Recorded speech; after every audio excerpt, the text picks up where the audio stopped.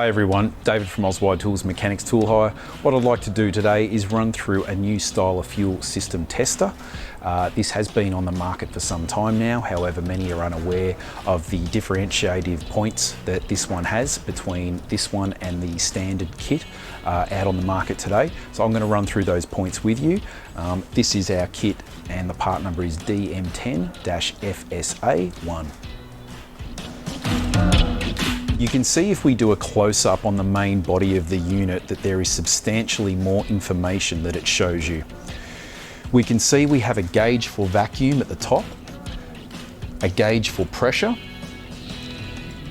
a gauge for fuel flow and volume, and we also even have a gauge for exhaust pressure. So this kit will take more time to set up than the standard pressure test kit. However, the results are much better and it will give you a much more rounded picture of what's actually going on within the fuel system.